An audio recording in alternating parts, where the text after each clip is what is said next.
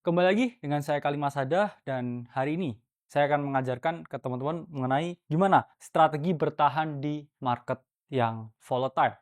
Nah, sebelum video ini dimulai, video ini bukan ajakan jual beli apapun, ini hanya untuk tujuan edukasi supaya teman-teman memahami market kripto jauh lebih lanjut. Teman-teman juga harus paham bahwa aset kripto apapun itu merupakan aset yang memiliki risiko yang sangat tinggi. Nah, mengapa saya membuat video ini? Karena saya pribadi ya, bahkan untuk saya, crypto market itu sangat volatile. Apalagi kalau buat teman-teman ya, apalagi pemula yang baru tahu. Volatilitas di kripto, oke, itu main asetnya kita ngomong Bitcoin. Itu sangat tinggi. Karena apa? Karena dengan market cap sekarang pun ya dalam satu minggu ya Bitcoin itu bisa drop 6%, oke? Bisa drop juga 12%. Hanya dalam waktu satu minggu, ya. Sementara stock market, oke, ya ini paling 2%, oke, 3,5% dalam waktu satu minggu, ya. Ini gede banget, teman-teman. Meskipun ya kita ngomong volatilitas juga sama ketika mengalami kenaikan ya dalam waktu satu minggu kripto bisa naik 7%, oke, bisa naik juga 12% ya. Sementara stock market ya kita ngomong dengan SPX ya, kita ngomong S&P 500 itu ya pol-pol ya, paling juga 3% ya. Naik juga 2%. Jadi kita harus paham, volatilitasnya itu memang relatif tinggi. Ya, kita ngomong di sini variance. Jadi range-nya itu harga itu sangat fluktuatif ya karena a very swing move ya di market crypto dan selalu bergeraknya seperti ini. Nah, ketika ada penurunan deh di sini, ini selalu relatif tajam, teman-teman. Berbeda dengan US stock ya. US stock mungkin ya cenderung seperti inilah ya. Sama-sama volatil cuman swing move-nya ya ini paling hanya drop di 2%. Berbeda dengan kripto ya. Kripto itu swing move-nya itu sangat tinggi. Ya ini Bitcoin. Kalau altcoin gimana? Ya altcoin swing move-nya ini nilainya bisa sampai kayak drop 20%. Sementara kalau saham di US ya sama. Ya, ini drop bisa 10%. Jadi sama-sama volatile ya, saham, kripto, oke, aset-aset digital yang lain itu memiliki risiko yang sangat tinggi. Jadi kalau di awal ya teman-teman nggak ngerasa nyaman dengan risikonya, ya mungkin bisa consider aset yang lain. Atau teman-teman bisa tetap ya di kripto, ya bahkan Bitcoin, cuman alokasi dari total liquid capital itu seberapa banyak. Karena kalau kamu nggak tahan ya dengan swing move segede ini, ya kamu harus reconsider ulang posisi kamu di market kripto ini karena volatilitasnya itu sangat tinggi. Nah, ada beberapa principles teman-teman. Oke. Gimana caranya saya itu bisa survive di market kripto yang sangat volatile ini. Nah, pertama kita harus menerapkan yang namanya risk management yang proaktif. Oke. Risk management itu berfungsi untuk apa? Ya kita mengatur exposure risiko ya, diatur. Apakah risiko ini bisa dihindari? Jawabannya enggak. Tapi perspektif kita ya terhadap risiko ini bisa diatur. Ya, kamu kalau ngomong, oke, saya mau investasi ke kripto, tapi saya nggak mau risiko kalau Bitcoin ini harganya turun. Kalau Bitcoin ini volatil, saya nggak mau risikonya. Saya mau beli Bitcoin terus naik ya. Saya nggak mau kalau beli Bitcoin itu bisa turun ya 10% satu minggu ya atau turun 12% 2 minggu tuh saya nggak mau, itu jawabannya nggak bisa ya. Kenapa? Karena ada yang namanya risiko. Cuman dengan risk management, misalkan kita bisa mengatur, oke, Bitcoin ini bisa turun 10% dalam satu minggu. Ya udahlah, saya dari punya cash, ini saya cuman kecil aja untuk beli BTC ya. Ini cash. Misalkan dari uang 100 juta, oke. Ya udah, saya cuman beli Bitcoin 10 juta. Nah, ini bukan ajakan juga ya, ini bentuk dari risk management yang harus teman-teman pahami. Oke. Kedua, diversifikasi ya portofolio. Oke. Teman-teman bisa membagi BTC. Oke. Ada yang aset yang lain juga. Oke. Nah, ini satu bentuk perlindungan. Karena apa? Karena ketika Bitcoin beresiko atau dia mengalami penurunan, aset lain tuh mungkin lebih stabil. USDT, USDC itu jatuhnya lebih stabil. ETH ya, it's another play ya dengan potensi risk yang juga jauh lebih tinggi. Dan terakhir ya, kita alokasiin yang seimbang. Bitcoin ini berapa? Oke, 70. USDT-nya 30, ETH-nya mungkin 0. Nah, ini salah satu bentuk juga ya ketika kita ingin melindungi diri kita ya dari exposure risiko. Nah, pertama saya akan membahas sesuatu yang penting ya, yaitu adalah risk management yang proaktif. Artinya apa? Ya kita terlebih dulu ya sadar dengan adanya potensi risiko dan kita menerapkan namanya manajemen risiko. Jadi jangan sampai ya risk ini kena ke kita dulu. Baru kita kayak berpikir ya manajemen risiko yang proaktif. Harusnya dibalik ya. Kita melakukan ya kita tahu adanya risiko, oke. Lalu kita melakukan risk management yang proaktif. Karena apa?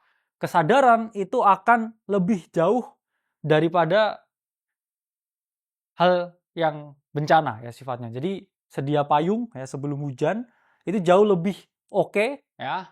Karena kamu berarti di sini aware. Situationally aware ya. Kamu paham situasinya dan kamu memahami itu sebelum sesuatu yang buruk terjadi. Sama seperti orang yang balap ya. Oke, balap F1 misalkan. Pembalap F1 tahu ya setiap kali dia masuk ke dalam sirkuit ya dia bisa putus kakinya ya atau dia bisa meninggal dunia terus nggak lihat anaknya lagi. Dengan kesadaran itu ya akhirnya dia pakai seat belt. Akhirnya dia tahu di titik mana ya dia harus agresif dan enggak. Tahu juga ya kapan dia harus ganti ban, kapan tidak memaksa. Oke, lebih jauh lagi dia udah bikin insurance ya untuk dia, untuk keluarganya, untuk anaknya. Itu situationally aware. Ya, inilah yang tidak dimiliki oleh kebanyakan orang ya. Orang itu kebanyakan tidak aware ya dengan situasi. Jadinya mereka get into situation yang bad yang nggak bisa mereka kontrol. Nah, ini ada gambar yang bagus sebenarnya, iceberg of ignorance. Kadang sesuatu ya itu, nah ini type of iceberg misalkan ya. Nah, ini adalah bongkahan es. Oke. Risiko yang bisa kita lihat itu sebenarnya jauh lebih kecil ya daripada risiko yang tidak bisa kita lihat. Contohnya apa? Misalkan, oke, saya mau alokasiin, 70% BTC. Oke. Untuk membeli altcoin ya hanya 2% dari portofolio. Saya self custody. Nah, ini risiko-risiko yang bisa kita lihat tapi kita kontrol. Sementara ya di bawah sini ini ada risiko besar ya nggak bisa kita kontrol. Misalkan exchange bangkrut, trezor ya, compromise, koin yang kamu beli kena hack. Nah, ini type of iceberg ya. Jadi kita itu bisa mengontrol ya sesuatu yang terlihat aja sebenarnya. Oke. Lalu apakah ini berarti kita harus lebih pesimis? Jawabannya sebenarnya enggak juga. Kenapa? Karena dengan kita tahu bahwa sebaik-baiknya ya kita udah berhati-hati, kita harus tahu bahwa banyak hal ini yang lebih banyak tidak terduga ini bisa terjadi ya. Jadi kamu bisa kontrol segini, yang nggak bisa kamu kontrol tuh segini banyak. Itu menimbulkan suatu perspektif ya, kita harus hati-hati, kita harus skeptis dan setiap langkah ya sebenarnya bukan hanya di kripto tapi di apapun. Di bisnis, di semua ya, kamu akan melihat hal ini. Yang kamu bisa kontrol yang ada di depan yang kelihatan, cuman memang sesuatu yang di belakang yaitu kadang mengerikan dan nggak bisa dikendalikan. Nah, kedua, lakukan diversifikasi. Oke. Kalau di dalam kripto, ya kita harus kontrol risikonya. Nggak boleh ya all in. Oke, berapa kali kita ngomong ya, dilarang all in. Bahkan di aset apapun. Oke. Bisnis pun apakah kita bisa all in? Risiko juga. Misalkan, oke, saya mau bikin clothing brand. Saya punya duit 100 juta nih. Saya sangat yakin sekali dengan ide clothing brand saya. 100 juta saya masukin semua buat beli baju, beli peralatan, langsung buka toko. Terus kamu, kalau misalkan tokonya nggak laku, kamu bayar kontrakan pakai apa? Ya, bayar anakmu sekolah pakai apa? Jadi, all in tuh nggak bisa ya. All in tuh nggak bisa dilakukan di apapun sebenarnya. Ya, karena kita udah bilang berkali-kali ya, dilarang all in, ya, dilarang taruh ya semua uang kita ke dalam satu tempat, ya itu nggak boleh teman-teman. Oke? Nah, saya selalu bilang ya teman-teman, berapa sih ya banyaknya kripto yang saya boleh beli? Atau porto kripto saya itu berapa banyak sih harusnya ya? Maksimal menurut saya 30% ya. 10-30% di kripto, oke, itu udah oke ya. Jadi jangan sampai kayak kamu misalkan punya uang liquid 1 miliar, tapi semua ada di Bitcoin ya. Ada 1 miliar, oke. Terus habis itu 1 miliar di kripto. Nah, itu nggak boleh ya. Karena apa ya? Itu tadi risikonya kan tinggi. Kalau misalkan kamu punya uang cash 1 miliar ya, maksimal uang untuk kripto atau untuk investasi kripto itu 300 juta ya. Jangan punya 1 miliar, 1 miliar semua di kripto. Ya itu kurang bijak. 100 juta pun sebenarnya udah oke. 200 juta juga udah oke. Maksimal di 300 juta. Karena itu adalah protection ya, against ignorance. Nah, kemudian punya alokasi ya aset yang seimbang.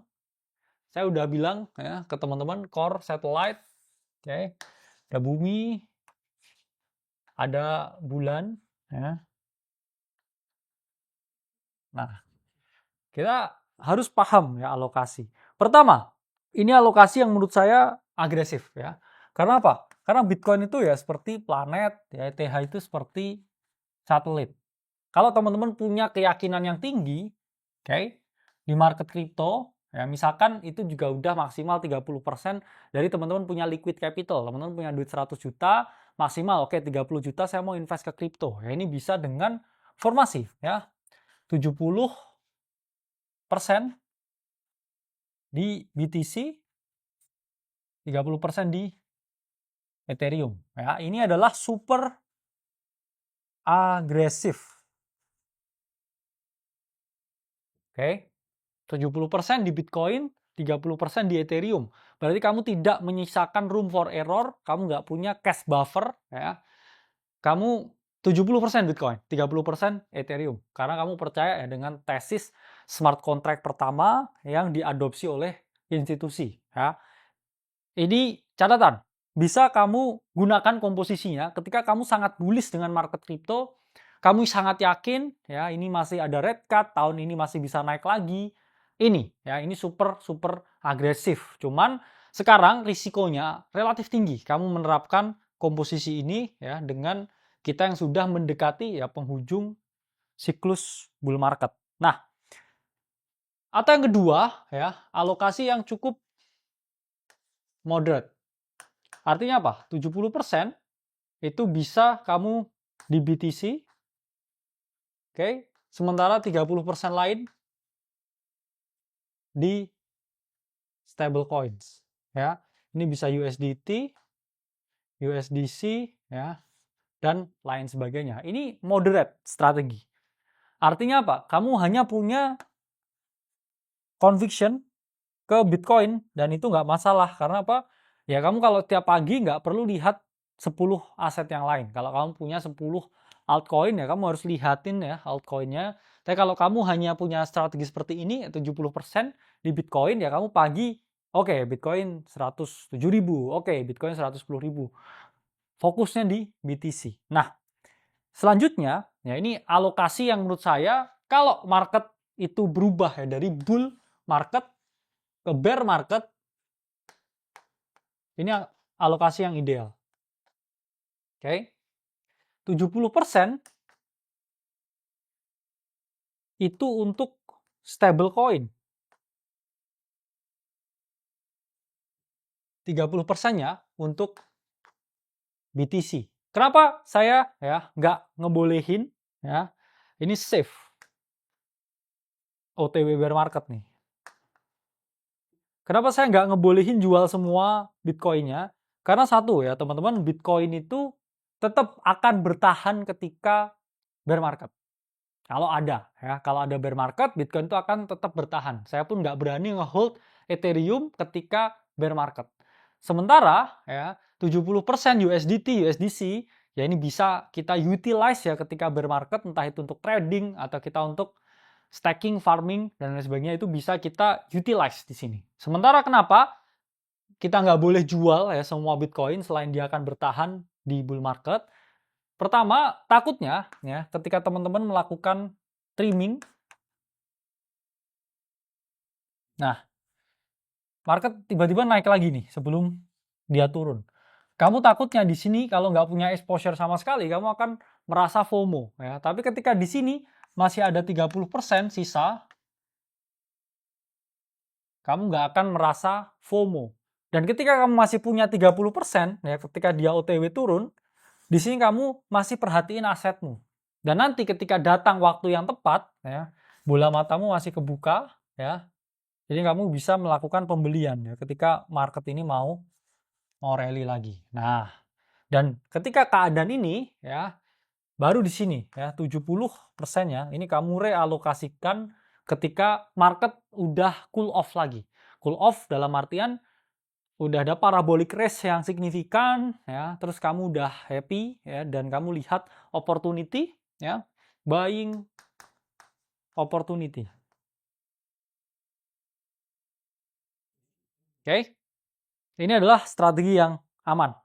Kenapa kita harus punya strategi dalam menghandle yang namanya volatilitas ini?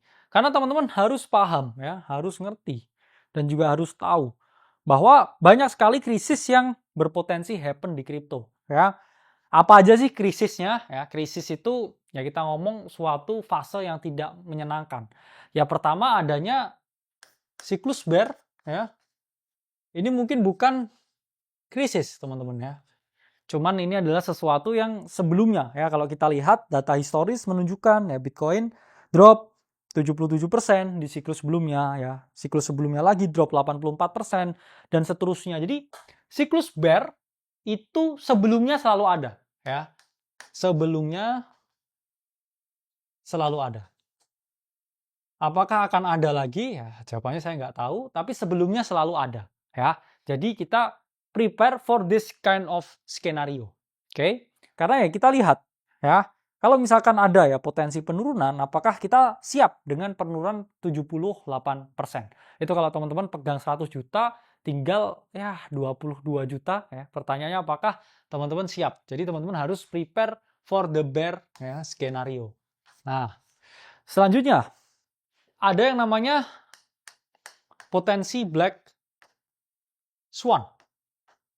Contoh apa sih black swan? Ya dulu kita lihat ya di dalam satu hari Bitcoin itu turun puluhan persen teman-teman ketika ada krisis COVID-19. Ya, bayangin COVID-19 sehari jebret ya Bitcoin drop 30-an persen lebih ya. Jadi bayangin 100 juta tiba-tiba wah tinggal 70 juta ya 60 juta sekian. Ya itu menunjukkan kalau ya ini tinggi banget ya potensi drawdown dan juga volatilitas dengan adanya black swan.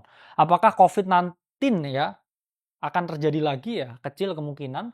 Cuman hal-hal lain yang tidak bisa diprediksi ya seperti kehancuran apapun lah ya, sistem informasi digital dan lain sebagainya, itu masuknya ke black swan event. Jadi kita juga harus prepare ya dengan adanya black swan event ya. Dan yang ketiga, nah ini bahayanya menurut saya sekarang itu adalah over leverage BTC Holding Company. Nah, banyak orang yang sudah meniru playbooknya Michael Saylor. Oke, Michael Saylor kita tahu perusahaannya relatif profitable. Dia ambil profitnya buat beliin Bitcoin, terus dia repoin sahamnya buat beli Bitcoin, dia issuing bonds lagi ya dijamin Bitcoinnya. Jadi dia financial engineering. Ya, apakah itu sepenuhnya buruk? Ya, relatif. Ya, cuman balik lagi. Caranya Saylor yaitu ditiru banyak sekali perusahaan. Yang mana sayangnya mereka ini mungkin nggak se-capable MicroStrategy. Ya, jadi saya kasih tahu banyak sekali perusahaan yang udah mau bangkrut, nggak ada cash, oke, sahamnya turun terus tiba-tiba dia issuing utang. Ya, mereka berhutang, mereka beli Bitcoin, terus habis itu di over spekulasi orang-orang Wall Street, harga sahamnya seminggu naik ratusan persen, terus foundernya di dalam buru-buru exit.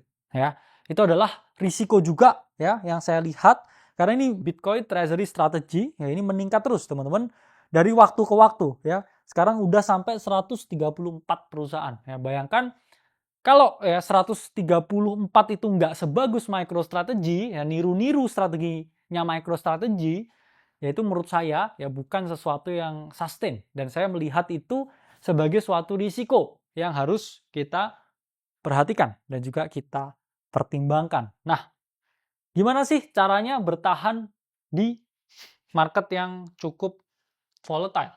Pertama ya punya cash cow mesin. Apa itu artinya? Teman-teman jangan sampai keluar pekerjaan ya. Ada yang namanya active income, ada yang namanya passive income, ada yang namanya portfolio income. Ya, saya kalau disuruh milih ya, saya pilih semua lah ya. Kenapa kita membatasi diri kita untuk hanya oke, saya mau fokus kripto ya. Saya coret passive income, coret active income. Itu kan ada 3 loh ya. Misalkan sumber emas ya, terus kamu cuma mau milih satu, itu menurut saya nggak logical. Itulah mengapa saya selalu going against ya orang yang bilang saya mau full time di market ya. Dalam hati saya ya udah terserah, cuman sulit, relatif sulit. Jadi teman-teman harus paham ya, active income ya, kamu kerja dapat gaji, ambil. Kalau bisa gajinya naik. Oke. Kalau kamu punya ya passive income dari bisnis, dapat dividen,